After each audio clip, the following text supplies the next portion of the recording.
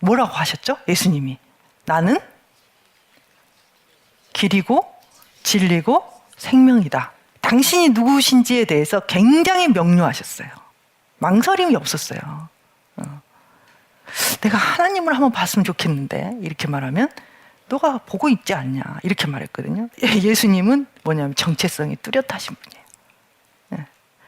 그래서 이런 나의 정체성에 대해서 한번 생각을 해보자는 거예요. 왜냐하면 나에 대한 정의는요, 나의 생각이 돼요. 나의 느낌을 만들어요, 그게. 그리고 그 느낌들은 나의 행동을 또 만들어요.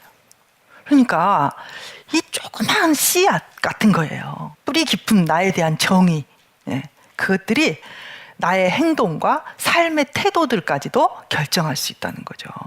그렇다면 나에 대한 정의는 어떻게 만들어질까? 우리는 거울에 대고 내 얼굴을 알아봐요. 아무도 자기 얼굴을 자기 혼자 보는 사람이 없죠. 그런 것처럼 마음의 거울이 있어요. 그 마음의 거울이 누구냐면 엄마고 아버지고 나를 만나는 사람들이 내 마음의 거울이 돼요. 그래서 우리는 그 거울에 비춰보고 거기에 나타난 그 사람이 나라고 생각해요. 그래서 나는 어떻게 되냐면 나는 그런 사람이다라고 내가 나를 정의하게 되는 거예요. 이 정의가 긍정적일 때는 괜찮아요. 그런데 이 정의가 어떤 맥락에서든지 부정적으로 된다면 그건 되게 심각하게 되는 거예요. 정말 문제아가 있어요. 까다롭기가 이루 말할 수가 없어요. 태어날 때부터 까다로웠어요. 얘가 이제 초등학교를 들어갔는데 그때부터는 내가 왜 공부를 해야 되냐고 화를 내기 시작하는 거예요, 얘가. 그러니까 얘가 이제 고등학교 졸업할 때까지 공부를 하기 싫어해서 이제.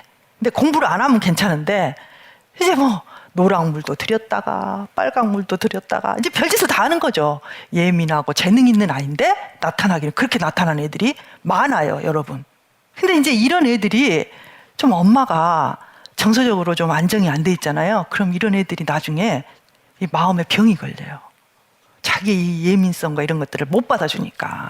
그런데 얘는 잘 받아줬어요, 엄마가. 그래서 어떻게 해야지 대학을 갔어요.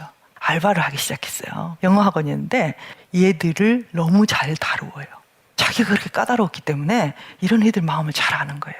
그 학원의 문제아들이 얘 말만 다 들어요. 왜냐하면 얘는 문제였으니까 문제아를 너무 잘 이해하는 거죠. 근데 얘가 하는 말, 선생님, 얘들이 너무 사랑받고 싶어해요.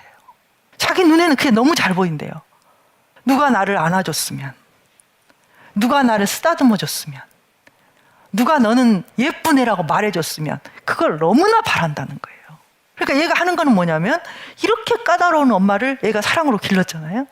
그러니까 얘가 그걸 해줄 수가 있는 거예요. 중요한 게 어떤 거냐면은 아이들을 어떻게 길렀는가 품어주고 또는 그 아이들을 좀 더 이렇게 안아주고 바라봐주고 기뻐해주고 우리 생각에는 자 이거 했으면 그 다음에 요거 하고 그 다음에 요거 하고 그 다음에 요거 하면 야 너는 정말 탄탄대로야. 우리가 그렇게 생각할 때가 많죠. 그런데 인간은 그렇게 잘하지 않더라는 거예요. 방황해 방황.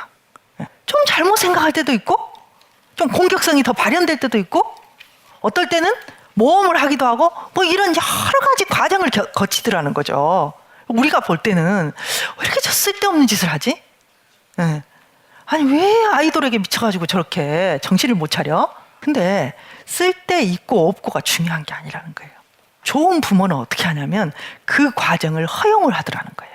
좀 쓸데없이 보여도 그 짓을 하는 것을 좀 기다려주고 그래서 거기서 자기가 좀 머물러 있다가 다음 단계로 나가는 것을 또 허용해주고 그러니까 이렇게 자란 아이들은 심리적으로 건강하더라는 거죠. 그런데 그것이 허용되지 않는 어린이 이런 아이들은 나중에 커서 병리적인 경우가 많더라는 거예요. 내가 누구지? 때로는 괜찮은 사람인 것 같은데 때로는 왜 그 정도밖에 안 되는지 참 괴로울 때가 많아요. 그죠? 네. 근데 이게 가장 진폭이 끝내는 사춘기. 이때도 부모가 내 옆에 있는 사람이 여전히 그런 거울로 나를 붙여줘야 돼요. 그래, 너는 왕자님이 아니라도 괜찮아. 전교 1등 안 해도 괜찮아. 아니라도 너 사랑하고 너는 괜찮은 아이야. 좀 여전히 버텨주는 거 되게 필요하죠. 자, 그래서 우리는 우리 자신뿐만 아니라 또는 우리 자녀에게 또는 우리의 이웃에게 이런 좋은 자기 대상으로서 역할을 해주는 것도 굉장히 중요하겠죠.